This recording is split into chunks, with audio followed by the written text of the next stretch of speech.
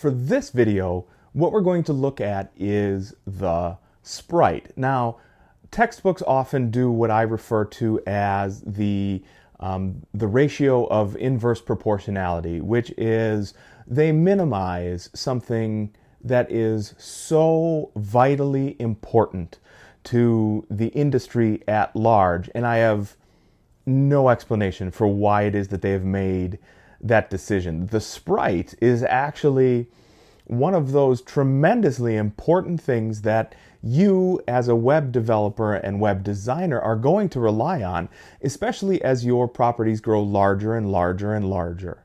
So it is a single paragraph in chapter 7 here, and that is an alarming oversight. And actually they never go through and explain why a sprite is important. But then I suppose that's what I'm here for. So what we're going to do is take a look at this sprite right back here, and that's for Amazon.com, to see why we rely so heavily on them in the industry. So here we are on a page that I'm pretty sure that most of you are going to be familiar with. And this is Amazon.com.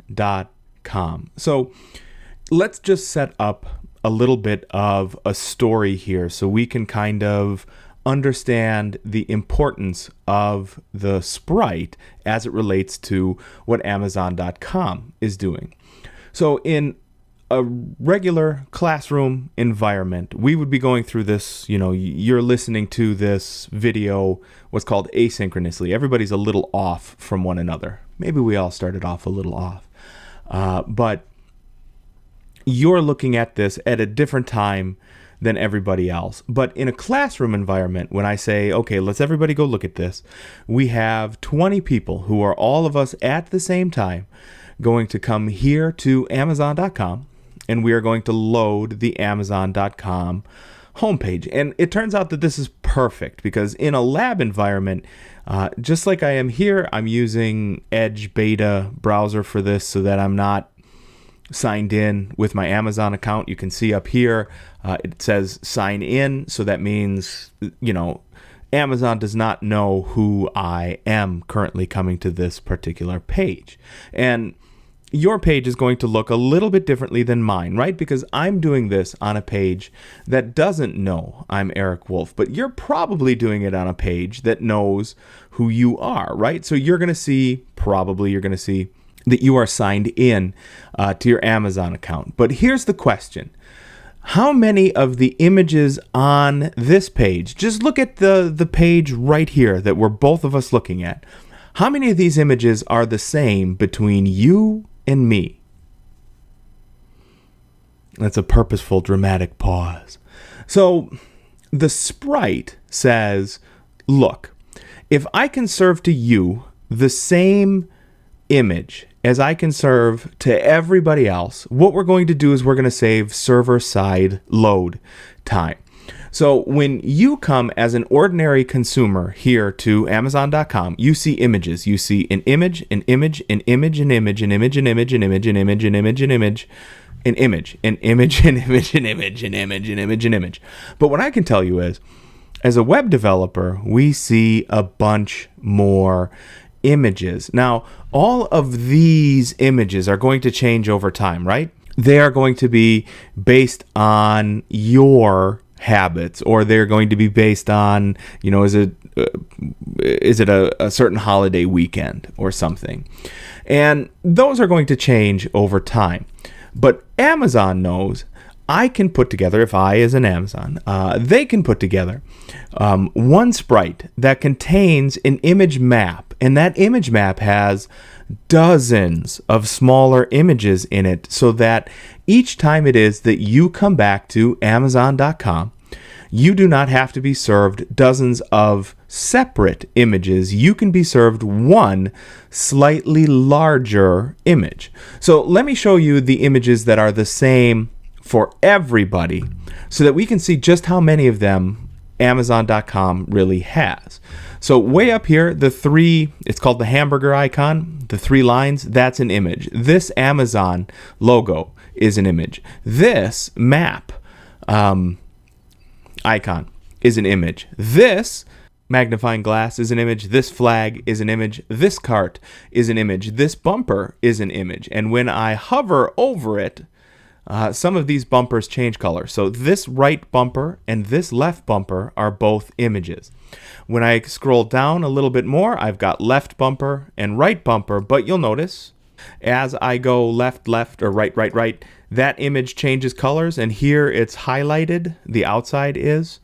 That's 3 total images. Right bumper, opaque, right bumper, outlined. Left bumper, opaque, left bumper, outlined. As we continue to scroll down, there's probably more of them. Way down here at the bottom, I know there are more. That button is, it contains an image. This globe is an image. This Amazon logo is an image. As it turns out, once upon a time, these buttons were images, but that's a huge waste. And as we go through other Amazon pages, we can still see other bumpers in there or other images that would be part of the sprite. So as I come through here and get to Amazon Video, you'll notice we have more different bumpers, right? So I've got the very opaque versus not very opaque, oh, because I have to scroll over some, there we go, versus transparent, so on and so forth. All of those are in one sprite. And what you're asking yourself is, who really frickin' cares, right? Well, here's the deal. Over this entire page, if we had a classroom full of students, now remember, RVC is just a very, very small percentage of the overall load that Amazon would be expecting at any point in time, right? So I sent 20 of you to come here to Amazon.com.